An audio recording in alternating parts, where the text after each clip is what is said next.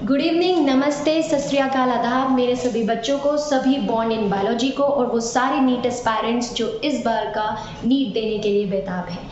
जैसा कि आपको व्हाइट बोर्ड पे दिख रहा है, मैं शिवानी सहगल आपके सामने welcome to our YouTube channel Guru Nanak academy of science and commerce.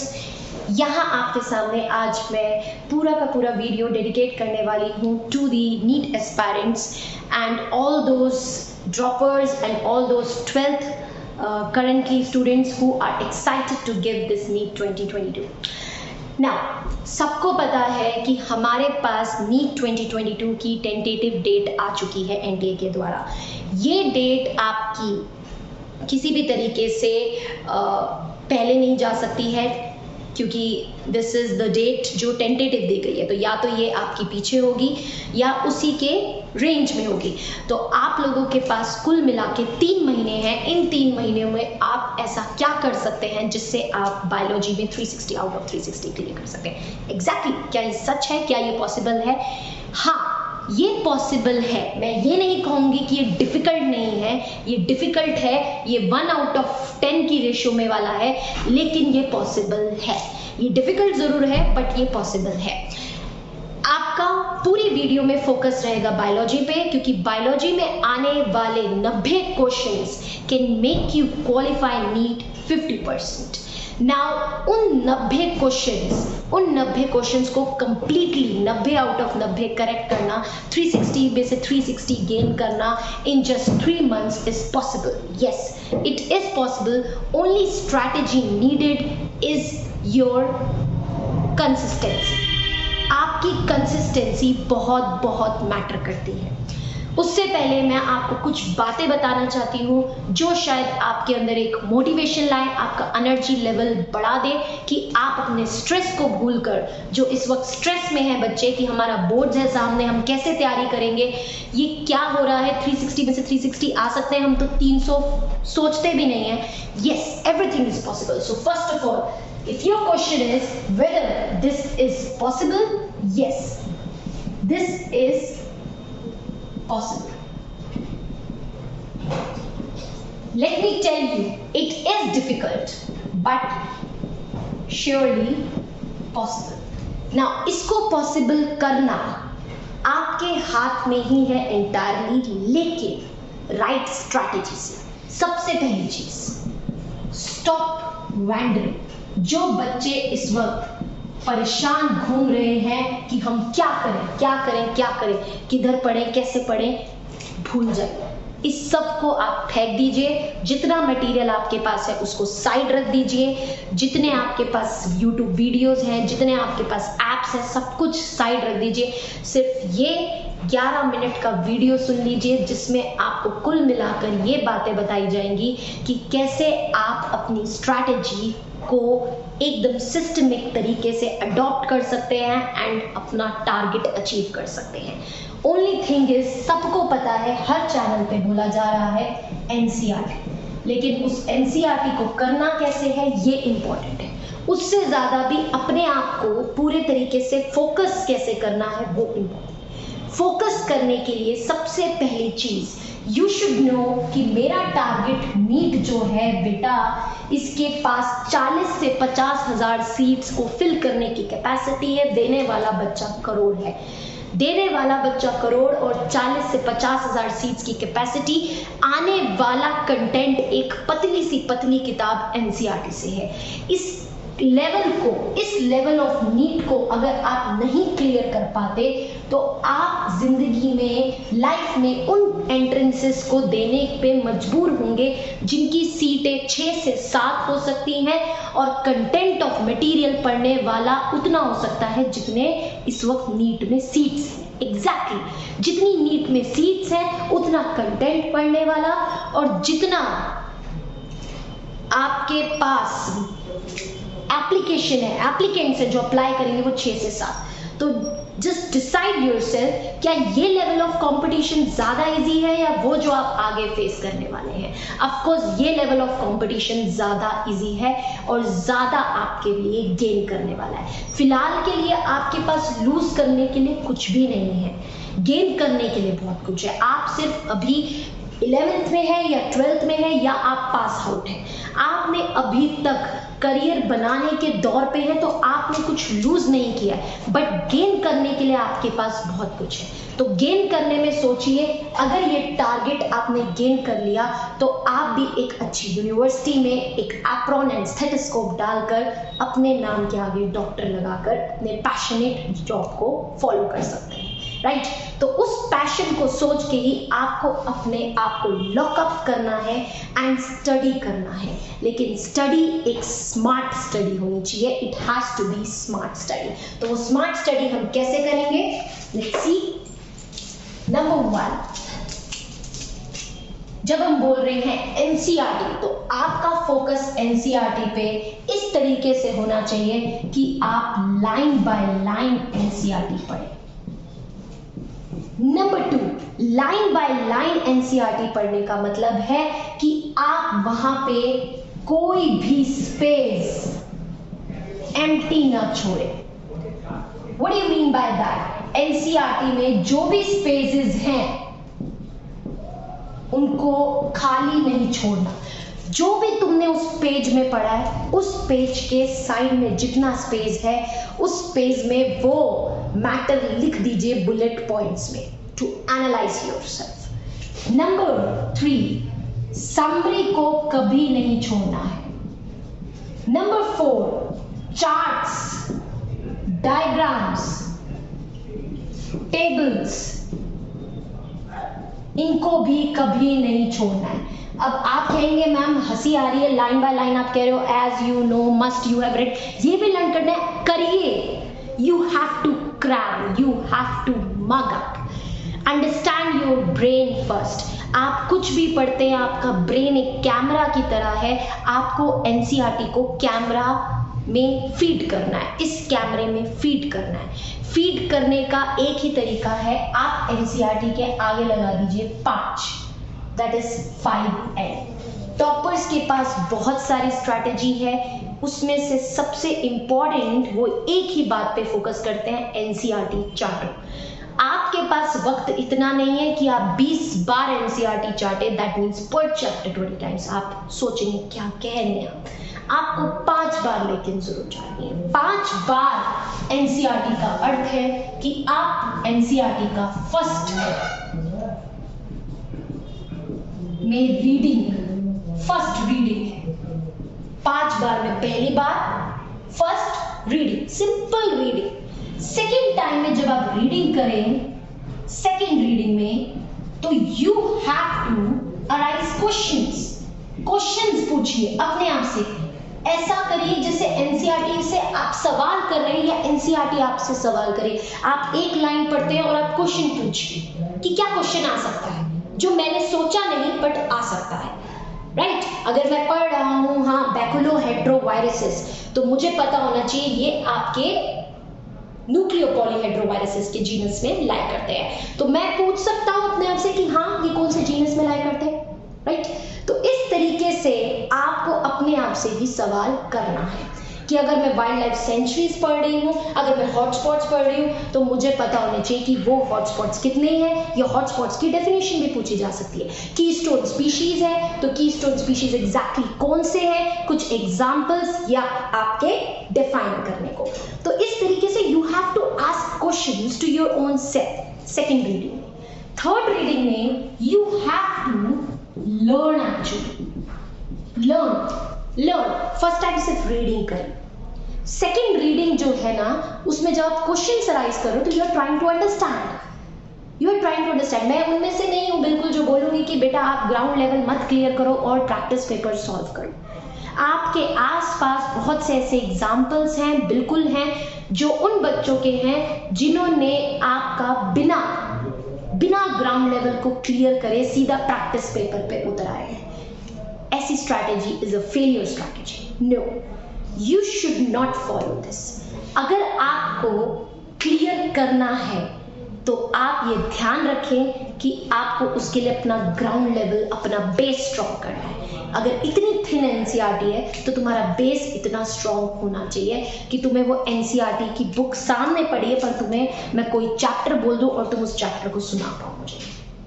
Yes, mugging up is not the ability of every student, correct, but yes, at least there are students who can even without mugging up understand कि yes these lines exist in NCERT. आपको कोई theory paper नहीं देना, but आप इतनी बार reading कर लीजिए कि वो लाइन छप जाए. You should know your brain. वो प्राइमरी मेमोरी को तब लेगा जब आप फर्स्ट रीडिंग करोगे ना, तो वो प्राइमरी मेमोरी में लेगा. बायोलॉजी पढ़ रहे हो ना, सेकेंडरी मेमोरी में तब जाएगा जब आप उसको दोबारा वही पेजेस दिखाओगे सेकेंड टाइम रीडिंग, और वो सेकेंडरी मेमोरी से कंप्लीटली परमानेंट तब हो जाएगा जब आप उस रीडिंग के बाद उसको लर्न करोगे. एंड लर्न करने के बाद फोर्थ इज मिरर एनालिसिस. आपको मिरर के सामने खड़े होके एक्चुअली में वो टॉपिक्स जो उस पर्टिकुलर चैप्टर के इंपॉर्टेंट हैं वो टॉपिक्स आपको सुनाने होंगे, या पूछिए कितना आप बता सकते हैं, क्या आप बता पा रहे हैं, वो आपको बताने होंगे. Fifth would be your final evaluation और practice and evaluation, mirror analysis, and fifth is your practice, that is PYQ. PYQ कितने PYQ सॉल्व करें, क्योंकि आपने अपना ग्राउंड लेवल किया ही नहीं है क्लियर, इसीलिए आपको PYQ करने के बाद भी फेलियर अटेम्प्ट्स मिल रहे हैं, right. You have to understand that आपका ग्राउंड लेवल कंसेप्ट क्लियर होना चाहिए, चाहे वो चैप्टर 1 हो लिविंग वर्ल्ड, या फिर वो चैप्टर 22 हो केमिकल कंट्रोल एंड कोऑर्डिनेशन, या फिर वो जेनेटिक्स हो, या फिर वो बायोटेक हो. आपके लिए हर चैप्टर उतना ही अहमियत रखना चाहिए. इस अहमियत को जब आप पहचानेंगे, आप पैशनेट से पढ़ेंगे, तब आप जब अटेम्प्ट करके गेन करेंगे मार्क्स, तो your confidence will be boosted. Okay, so 5N means NCERT की 5 times reading. Is it possible in 3 months? Of course it is possible in 3 months if you just lock up yourself and study for 18 hours. समझ आ रही बात?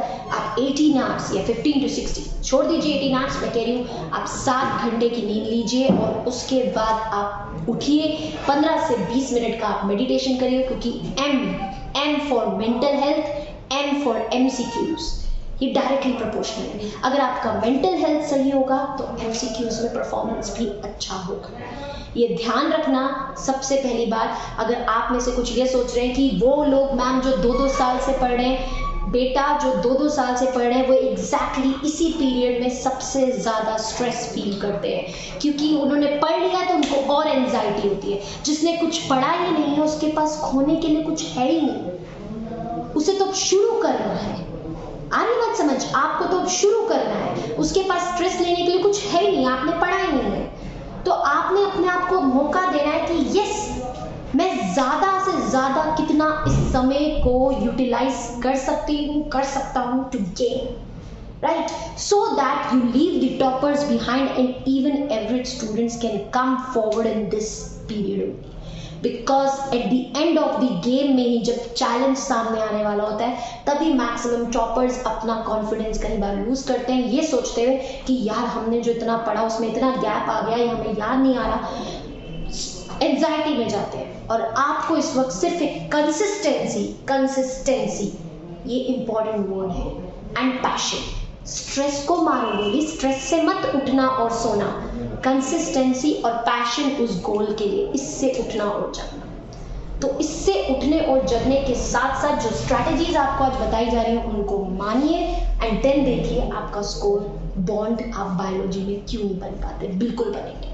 तो आपको 5 times NCERT का पर chapter करना है, clear, line by line, do not leave any space empty. आप इधर उधर का भी कुछ मटेरियल, जैसे कुछ चैप्टर्स हैं जिनमें से कुछ कंटेंट बाहर का आता है, जैसे कि अगर आप माइक्रोब्स की चैप्टर की बात करें 12th क्लास के, तो कुछ बैक्टीरियाज के नेम है. आप ह्यूमन हेल्थ एंड डिसीजेस की बात करते हैं तो कुछ डिसीजेस के नेम्स हैं. आप बायोटेक की बात करते हैं तो बायोटेक में से भी कुछ रिस्ट्रिक्शन एंजाइम्स आ जाते हैं. इकोलॉजी की आप बात करते हैं तो बहुत इंपॉर्टेंट है हमारे ये जो डेज, अर्थ डे, मलेरिया डे, ये सब इंपॉर्टेंट है, दे कैन कम. आप ह्यूमन फिजियोलॉजी की बात करते हैं, इतना इंपॉर्टेंट है ह्यूमन फिजियोलॉजी कि उसका हर एक क्वेश्चन, हर एक लाइन उसकी इंपॉर्टेंट है. उसमें से इतने क्वेश्चंस बन सकते हैं कि आप सोचेंगे कि हाँ भाई मैं हर लाइन से 20-20 क्वेश्चन निकाल पा रहा हूँ. एग्जैक्टली. तो उसके लिए आपको उस NCERT को अच्छे से पढ़ना है.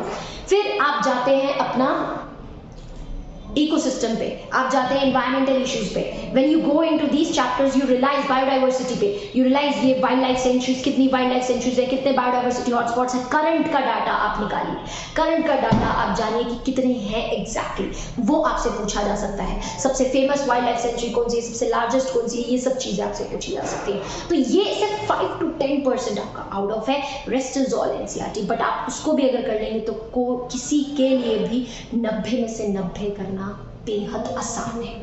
फर्स्ट अटेम्प्ट की ही मैं बात कर रही हूँ। ओके नाउ इस एनसीईआरटी को ये समझने के बाद कि एग्जैक्टली कैसे पढ़ना है, आपका जब एनालिसिस का टाइम आए, इवैल्यूएशन का टाइम आए, तो इवैल्यूएशन के लिए 2 बातें, M and G. What is this? पर चैप्टर आपको एमसीक्यूज करने ही करने हैं। Minimum I am saying 200 questions होने चाहिए बच्चे। उसके बाद सबसे बड़ी मिस्टेक जो बच्चे करते हैं वो कभी भी अपने आप को ग्रैंड टेस्ट का इवैल्यूएशन नहीं देते।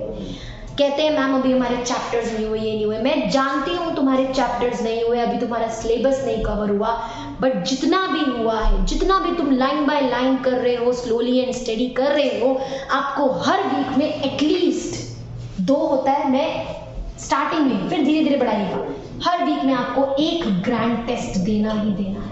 बेटा ये इंपॉर्टेंट है, एक ग्रैंड टेस्ट। जब आप एक ग्रैंड टेस्ट देंगे, आप सारे सब्जेक्ट्स को फेस कर रहे हैं, आप एग्जैक्टली एनालाइज कर पाते हैं कि कितनी देर में आपका ब्रेन ड्रेन हो रहा है, आप कितनी जल्दी क्वेश्चन सॉल्व करें। डू यू रियलाइज अगर आप ये ग्रैंड टेस्ट नहीं देते, आप सीधा जाके तब वो नीट देते हैं। आधे से ज्यादा बच्चे ये कहते हैं मैम आता था पर मैं कर नहीं पाई या कर नहीं पाया, मैं भूल गया। ये सब चीजें क्यों आती है? क्योंकि आपने अपने आप को पहले वो चीज एक्सपीरियंस कराई ही नहीं। एक्सपीरियंस से ही आप लर्न करते हैं। जब आप एक्सपीरियंस ले ही नहीं रहे तो आपको बार बार उसी पड़ाव पर लौट कर आना पड़ेगा जब तक आपको लेसन नहीं सीख। तो लेसन सीखने के लिए अपने आप को खुद एक्सपीरियंसेस दीजिए।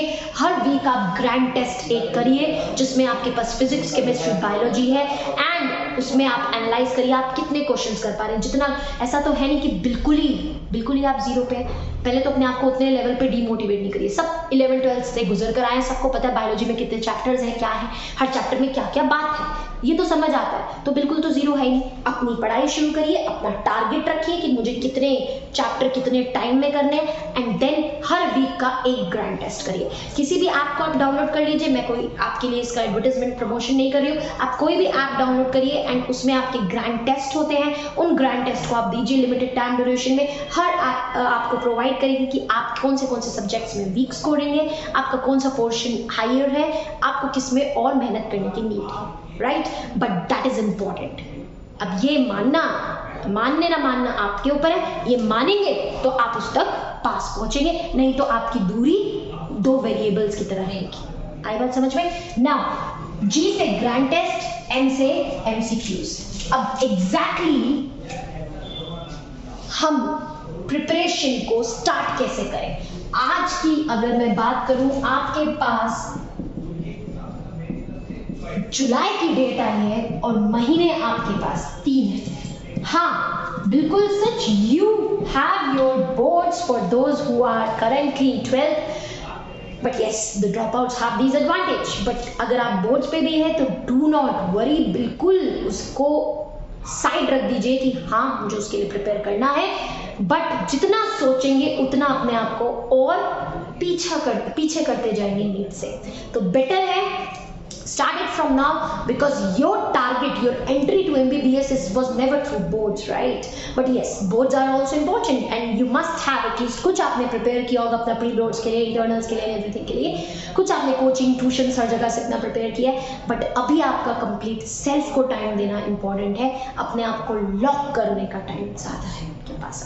आपके पास 3 महीने हैं और 3 महीने में ये पॉसिबल है। अप्रैल, मई, जून आपके पास 22 चैप्टर्स हैं 11th के बच्चे एंड 16 चैप्टर हैं 12th के। डू यू रियलाइज अगर आप 11 से इतना खौफ रखते हैं, आपका simply you get how many weeks? 4 weeks है। कितने वीक्स आपके पास हैं? आपके पास 12 वीक्स है टोटल में, 12 वीक्स है, right?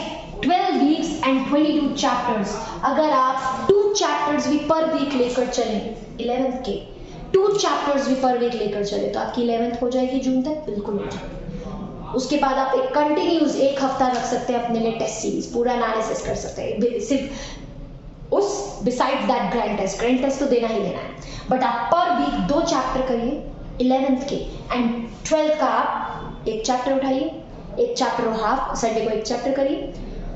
That means it's very simple, it's not difficult, but difficult आता क्यों है? क्यों 3 महीने में मैम इट्स नहीं पॉसिबल हो पाता? 1/10 की रेशो क्यों है?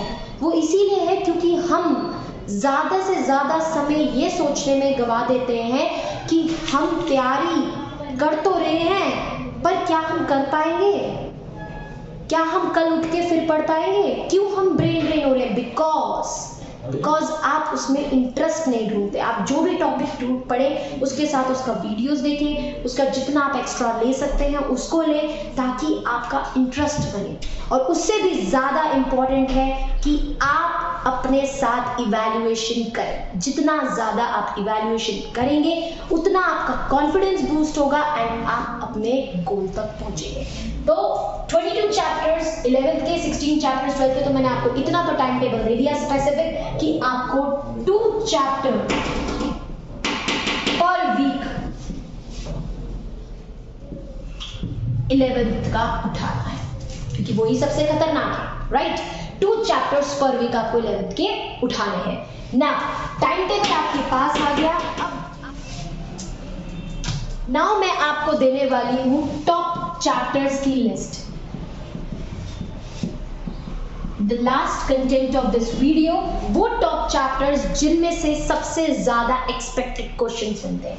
Number 1, you all know biotechnology. तो बायोटेक्नोलॉजी से आप एक्सपेक्ट करके चलिए आपके 11 क्वेश्चंस आएंगे। रिप्रोडक्शन की पूरी यूनिट से आप लेके चलिए आपके 7 क्वेश्चंस आएंगे। जब हम बात करते हैं अपने जेनेटिक्स की, तो जेनेटिक्स में से हमारे पास 10 क्वेश्चंस आने की संभावना है और मोस्ट इंपॉर्टेंट है, टफ भी है at the same time. Ecology की बात करते हैं तो इकोलॉजी में से सबसे इंपॉर्टेंट चैप्टर ऑर्गेनिज्म वाला है, एंड सेकंड नंबर पे जो आपका इंपॉर्टेंट है that is your ecosystem. Okay, ecosystem and organisms. Ecosystem and organism से मिला के आपके 7 क्वेश्चंस बनते हैं। फिर आ जाते हैं kingdom Plantae, kingdom animalia. Plantae की बात करते हैं तो प्लांटे में से 5, एनिमेलिया में से 4, एंड एक बहुत इंपॉर्टेंट चैप्टर बायोलॉजिकल क्लासिफिकेशन, जिसमें से अगेन आपके 5 क्वेश्चंस बनते हैं, राइट? तो ये कुछ सेल साइकिल में भूल गई, सेल साइकिल से आपके 8 क्वेश्चंस बनने की संभावना। तो ये कुछ इंपॉर्टेंट चैप्टर्स हैं, सेल साइकिल है, प्लांटे है, बायोटेक है, ये चैप्टर्स आपके इंपॉर्टेंट है। तो टॉप रिवीजन जब आप करें अपने, तो इन चैप्टर्स पे ज्यादा फोकस करें। तो ऑल टुगेदर आपको मैंने 3 बातें बताई हैं आज। Number 1, your strategy to NCERT should be 5 NCERT मतलब 5 में आपको फर्स्ट टाइम कैसी रीडिंग करनी है? फर्स्ट टाइम आपको बेसिक रीड करना है, सेकंड टाइम आपको रीडिंग और ask yourself questions, third time में आपको लर्न करना है, फोर्थ टाइम पे आपको मिरर एनालिसिस करना है, क्या आप वो टॉपिक सुनाने के काबिल हैं, एंड फिफ्थ टाइम पे आपको प्रैक्टिस एंड इवैल्यूएशन करना है। तो दिस इज योर 5N, जो आपका वीक में 2 चैप्टर के लिए होना चाहिए। सेकेंड मोस्ट इंपॉर्टेंट बात, आपको अपने अंदर कंसिस्टेंसी रखनी है, अपना टाइम टेबल क्रिएट करना है, जिस टाइम टेबल में stress 0, passion and consistency, mental health, ये इंपॉर्टेंट होनी चाहिए। एंड इस सेकंड बात के साथ आपका ये भी इंपॉर्टेंट है कि आपके पास 2 चीजें होनी चाहिए सॉल्व करने के लिए। पर चैप्टर एमसीक्यू तो करना ही है, साथ के साथ हर वीक में आपको एक ग्रैंड टेस्ट देना है। इसको धीरे धीरे बढ़ा दीजिएगा, एक वीक में एक ग्रैंड टेस्ट इंपॉर्टेंट है। And third is the time table and important chapters. Okay, so this is up for you, all for my NEET aspirants, all for the NEET bonds, biology bonds. So I just wish you all the best कि आप अपनी strategy को इतना strong रख सकें कि आप इस टारगेट तक पहुंच सकें। Thank you.